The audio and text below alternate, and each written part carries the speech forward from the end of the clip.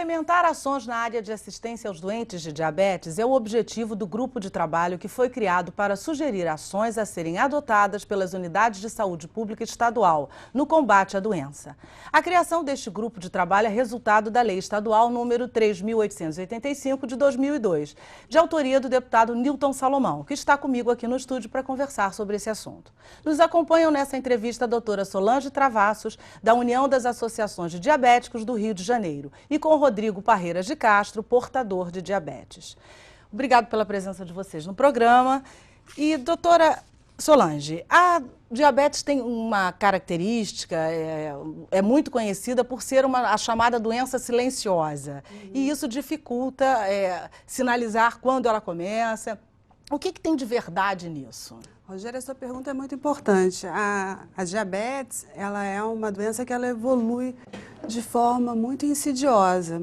Tanto é que as estatísticas mostram que 50% das pessoas que podem ser diagnosticadas com diabetes com simples exame de sangue nem suspeitam disso, né? E isso é importante, sim. E as complicações do diabetes também, que o diabetes é a maior causa mundial de cegueira em pessoas jovens, de insuficiência renal, importante causa de amputação de membros inferiores.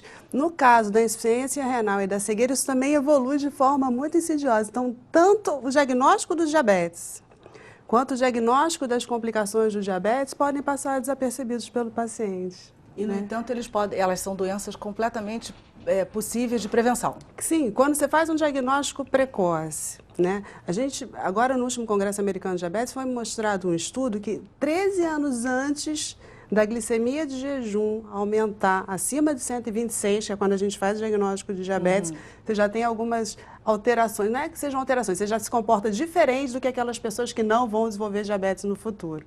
Então, a gente pode identificar o pré-diabetes, a pessoa antes de abrir o diabetes. A gente pode identificar o diabetes, que 50% não tem sintoma. E quando a pessoa tem diabetes, a gente tem que buscar diagnosticar precocemente as complicações. Mas uma vez diagnosticadas, são possíveis de serem tratadas. Sim, e aí entra claro. a questão, né, deputado, aí entra a questão do poder público nisso, né? Será que o poder público está preparado, uma vez diagnosticado, para atender essa população? Pois é, quando nós tivemos a apresentação do projeto de lei aqui na Assembleia, surgiu de quê? Surgiu de uma associação de diabéticos, que no momento em que nos encontrávamos no trabalho com a terceira idade, estava presente o então deputado Sérgio Cabral, que também é coautor desta lei, e este senhor, presidente de uma associação de diabéticos, disse, olha, temos que fazer uma lei para os diabéticos aqui no Estado. E fomos conversar e, evidentemente, tem muitas leis que falam da questão do diabético.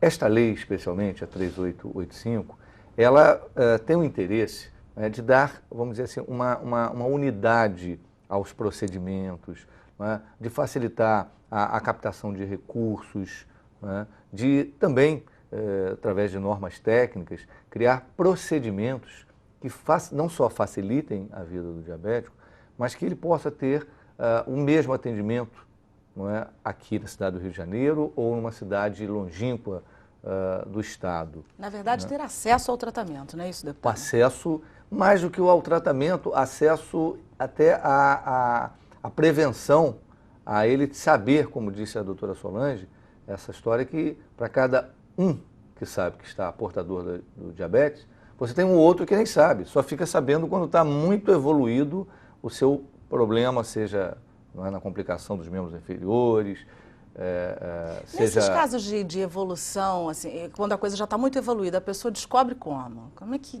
sinaliza para o paciente? Na maioria dos casos, né? Lógico. Não, acontece em várias situações. O diabetes tipo 1, ele tem muito sintoma, que é o que acontece no jovem e na criança, e isso não passa desapercebido. Quais são? Começa a urinar muito, muita sede, muita fome, apesar de estar comendo muito, está emagrecendo. Às vezes uma criança pequena que não faz mais xixi na cama à noite volta a fazer. Então a pessoa, de uma hora para outra, passa a perder peso apesar de estar comendo bem e começa a beber muita água e a urinar muito. Então isso geralmente é diagnosticado. No diabetes tipo 2, um número significativo dos pacientes, quando abrem o diagnóstico, quando descobrem que estão diabetes, já pode ser por uma complicação. Às vezes uma ferida no pé que não cicatriza, você não está entendendo por que, vai lá, faz um exame de sangue e a glicose está alta. Às vezes a visão, de repente, começa a ficar ruim, vai no médico, vê que já está com um problema sério de visão, que já foi uma consequência do diabetes que não foi diagnosticado. Rodrigo, esse foi o seu caso? Como é que você chegou a saber que estava diabético? No meu caso, foi da noite para o dia. Eu tinha a visão perfeita e num belo dia acordei e não enxergava de um olho. E a partir daí, o outro olho teve esse sintoma. A visão começava a embaçar, às vezes escurecia, e procurando tratamento, aí que eu fui descobrir o que eu tinha e que infelizmente já era um pouco tarde, algumas coisas não tinham mais como resolver. Só para completar, o Rodrigo tem diabetes tipo 1, ele foi diagnosticado na infância, com quantos anos mesmo, Rodrigo? 6 anos? 10 anos. 10 anos, né? Durante um período ele acompanhou no Hospital da Lagoa, e ele fazia um controle direitinho. Aí na adolescência, como é comum às vezes, perdeu um pouco o acompanhamento, passou a não se cuidar tão Porque bem. a doença estava estável. Seria Quando ele isso? fazia o acompanhamento, é porque não dá muitos sintomas. Você Pois pode aí ter... você considera que está... Você acha que está estável no bem. externo, mas você considera que está Você tudo certo. percebe que tem alguma coisa errada quando a glicemia está muito baixa ou quando ela está muito alta. Então, você pode viver com uma glicemia de 200, 200 e pouco, sem sentir nada, e aquilo sendo extremamente deletério para você. Então, ele fazia as rotinas de tomar insulina, não media direito, né? Você conseguia fita nessa época? Como é que era, Rodrigo? Dava um certo trabalho, mas conseguia, né? Às vezes faltava e às vezes tinha. Porque às vezes a dificuldade é tanta que você depende de um pai estar faltando trabalho para ir não sei quantas vezes, ver se a fita chegou, se tem, se não tem. O adolescente também começa a ficar difícil, ele vai largando de mão, né? Então, o que aconteceu com o Rodrigo? Ele teve um período de bom controle, depois ele perdeu o acompanhamento durante um tempo e ficou mal controlado. E por causa disso, um dia você Por está causa dormindo, disso, acordou e já estava Sem nenhuma pista anterior. Porque a retinopatia diabética, você tem 3 fases. Você tem uma fase que é uma retinopatia incipiente, alterações mínimas que você, às vezes, só melhorando o controle do diabetes, tomando insulina, medindo a glicemia, fazendo dieta, exercício, aquilo reverte. Isso ideal é diagnosticar nessa fase, que aí você consegue mesmo a complicação instalada, estacionar ou curar. Mas no caso dele, doutora, ele se tivesse tido o tratamento adequado à época que foi descoberto, ele teria conseguido reverter esse quadro? Ele teve uma coisa que foi assim, ele perdeu um pouco o acompanhamento por um pouco de rebeldia dele. Só que foi um preço muito caro que ele pagou, né? Por uma adolescência ele ter bagunçado um pouco. O que está escrito nas normas da Sociedade Brasileira de Diabetes, da Sociedade Americana de Diabetes? No mundo inteiro se recomenda que todo diabético tipo 2, no diagnóstico, tem que fazer um exame de fundo de olho, com a pupila dilatada.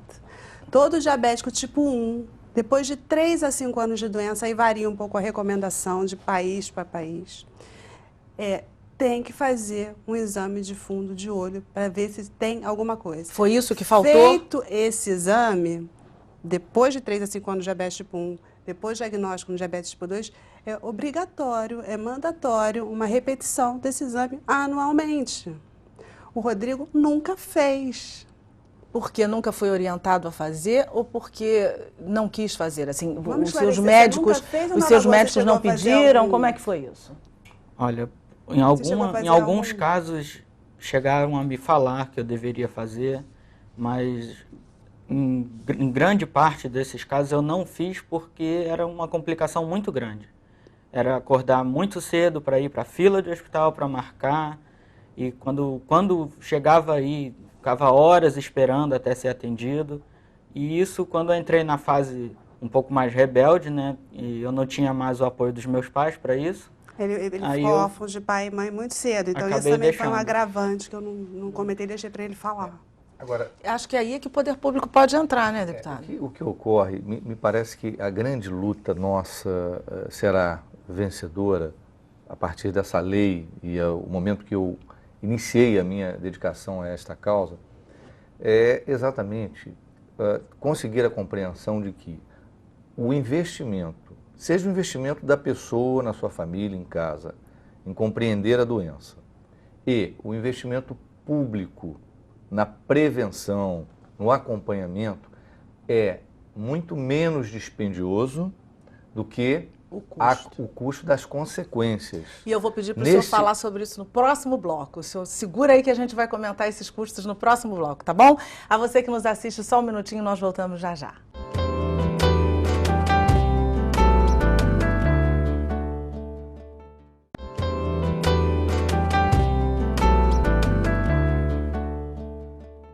De volta no Alerj Debate de hoje, conversando sobre as complicações da diabetes e sobre a Lei 3.885 de 2002, de autoria do deputado Newton Salomão, que trata sobre esse assunto.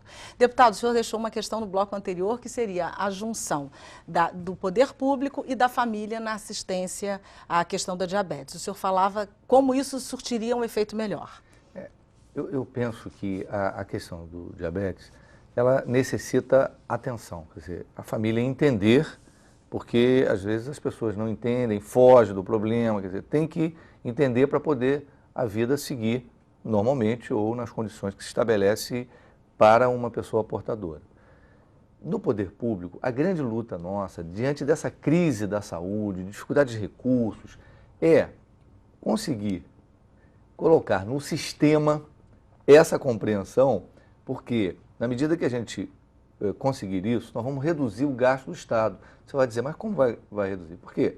Se você hoje dá maior atenção, você reduz o problema renal, que depois vai para a hemodiálise, vai para transplante, é um gasto enorme. Problemas cardíacos, a própria cegueira, como nós estamos vendo aqui o caso do Rodrigo, e eu vi uma senhora levantar a questão numa reunião, dizendo, meu filho está com 21 anos, tá, e o que eu vou fazer? E uma dificuldade enorme. Bom, a partir disso, e a partir dos dados também que a doutora Solange tem e pode falar aqui agora, nós estamos nos mobilizando para lutar, especialmente nessa questão da retinopatia, que é o problema da cegueira, conseguir um entendimento e, a partir desse entendimento do Poder Executivo, ter um recurso para a gente ter talvez uma unidade móvel, para sair pelo Estado, nas associações de diabéticos, e é por isso que nós estamos estimulando a criação das associações de diabéticos.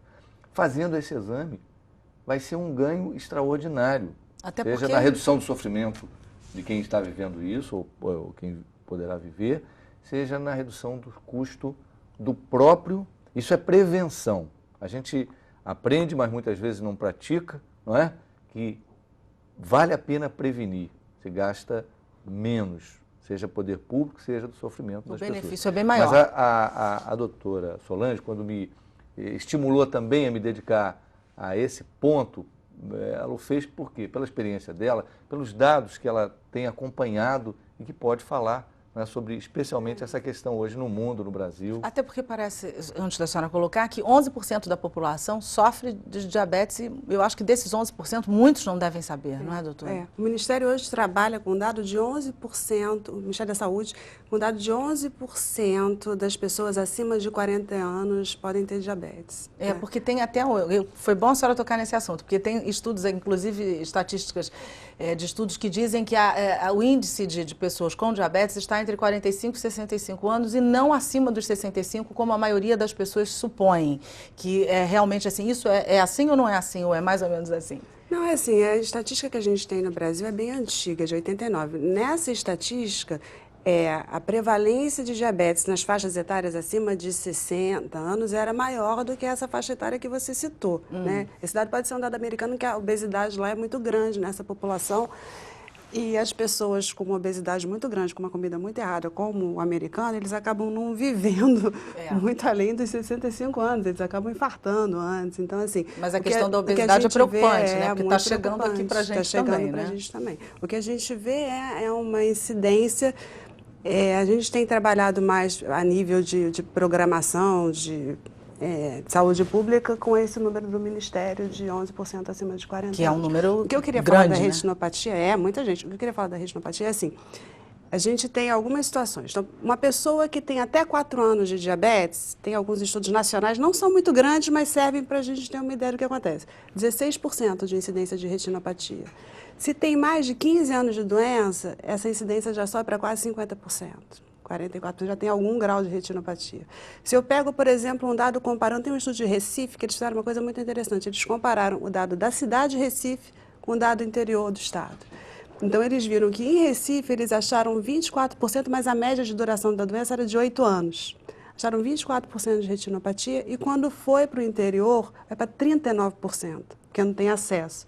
Então, a gente fez, a ADERJ levou uma proposta para esse grupo de trabalho, de usar, isso é usado em outros países do mundo que também tem dificuldade financeira para rastrear, e outros até que não tem, de uma câmera fotográfica que faz uma foto do fundo de olho sem dilatar, que pode ser usada até por um leigo treinado. Então, essa câmera podia fazer uma triagem aqui no estado, que a gente tem um atraso de muitos anos. Essas pessoas não fazem exame. E aí, nesse caso, deputado, o câmera poder podia ir pro público interior. ficou muito ausente, né? Ficou. Foram muitos anos de ausência especificamente para esse setor, não foi? Porque os problemas que são mais Que aparecem, próximos, né? que Evidentes. aparecem, mais evidentes, tomam a atenção e os recursos. Este acaba ficando um pouco, mas a gente tem muita gente pensando nisso, tentando ajudar, e eu tenho certeza que esse apoio do secretário estadual de Saúde, Sérgio Cortes, criando o grupo que prevê a lei, né, fazendo com que se discutam essas questões lá no grupo, nós vamos colher bons resultados. Eu tenho também a convicção de que o próprio governador Sérgio Cabral, que é coautor da lei, a hora que tiver esse estudo e esses dados, vai contribuir para que a gente dê uma resposta, especialmente nessa questão da retinopatia. Nós vamos ter muitos bons resultados. É uma causa de cegueira São em pessoas jovens. E isso muda muito a vida da pessoa, não é, Rodrigo? Como é que foi a sua experiência? Pode falar assim pra gente, o que mudou assim, principalmente na sua vida? É um grande desafio, né? A gente passa muito tempo acostumado, né, a fazer as coisas, enxergar bem, e muitas vezes em um dia você tem que aprender a viver de novo. E a gente começa a perceber que os desafios são grandes, né? A dificuldade de ir até a esquina sozinho, coisa que antes não era problema, né? Então, em todos os campos da vida, né, seja no estudo ou na vida social, né, no relacionamento com as pessoas, tudo muda. Há quanto tempo você está assim, sem poder enxergar nada? Olha, o problema ficou bem sério a partir de janeiro desse ano. Tem uns 7 ou 8 meses, mais ou menos, que eu estou aprendendo a Ele ficou 1 ano e meio viver na assim. fila, esperando para fazer uma cirurgia que no estado do Rio de Janeiro nenhum hospital faz ou está fazendo. Não sei não se agora existe. já regularizou. Não, é porque alguns serviços era feito no Hospital da Lagoa, era feito no Pedro Ernesto, alguns serviços têm o equipamento, aí falta o descartável. Outro tem o material descartável, mas falta o equipamento. É um procedimento caro, porque a coisa ficou tão grave que o tratamento é muito caro. Não Então, uma prevenir coisa é que é o... É claro. É a palavra de ordem, né, deputada? Com certeza. Se o Rodrigo tivesse feito um fundo de olho que visse que estava com uma retinopatia mais ou menos grave, eu acho que ele ia se motivar para assumir as rédeas do controle, né? Ia Já era tentar uma reverter de alguma forma, tentar, sabendo as consequências, ia né, tentar. Rodrigo? Ele não ia deixar. Ele Certamente. não é burro, né, Rodrigo? Ele não ia Certamente, deixar certamente. chegar a Com esse certeza. ponto. É.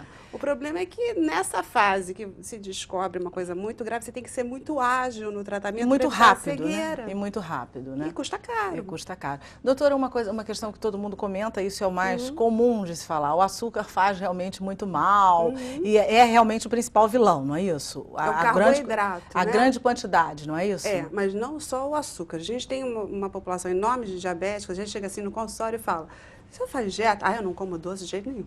E não é isso. Vamos esclarecer. Porque muitos alimentos que não têm açúcar se transformam em carboidrato. Então, por exemplo, se eu me encher de fruta, a glicose vai subir. Então, tudo tem que ser controlado. Só para você ter uma ideia, uma maçã pequena tem mais quantidade de carboidrato do que um brigadeiro de festa. Olha que notícia boa, Então, gente. assim, não é que as pessoas possam comer Mas pelo doce. menos vai poder comer um brigadeiro, Sim, de vez em mas quando. não vai poder não comer doce nenhum e Pois se é. encher de macarrão, se encher Exatamente. de fruta. Então, assim, tem que ter bom senso.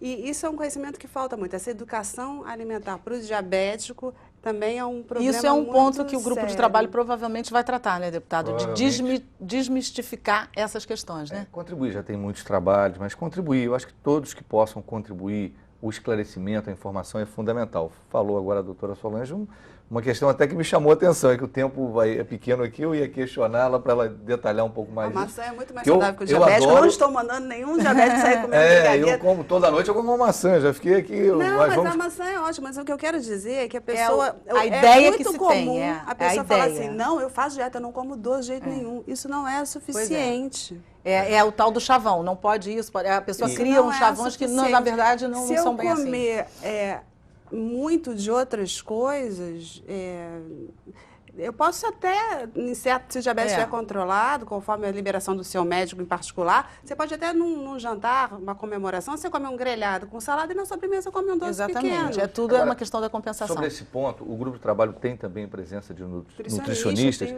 nós vamos um dia trazer aqui também para falar com você sobre a questão da nutrição, que é muito importante, como diz a doutora Solange. Deputado, o grupo já está funcionando. A boa notícia é essa, o grupo de trabalho já está funcionando e nós estamos em cima ali pressionando e motivando-os para que tenhamos bons resultados. E olha, e os diabéticos do Rio de Janeiro, que é a União das Associações dos Diabéticos do Estado do Rio de Janeiro, congrega algumas associações. Então, a ideia nossa é pressionar, estar presente. E essas associações estão presentes nesse grupo de trabalho, certo, deputado? Tem a representação da OADE. Isso, tem representação no grupo. Isso é muito importante. E a gente vai estar cobrando, claro, porque a gente vê que outros grupos se organizaram, como o grupo da AIDS e outras doenças, com certeza, e conseguiram ter um tratamento justo. E essas associações, juntas com o grupo de trabalho, vai valorar esse trabalho, né, deputado? E vai fazer isso. Gente, muito obrigado pela presença de vocês. O nosso programa, lamentavelmente, chegou ao final. A você que nos assiste, muito obrigado pela sua audiência. E se você quiser rever este programa ou qualquer outro da nossa programação, basta que você acesse www.tvalerj.tv. Até a próxima.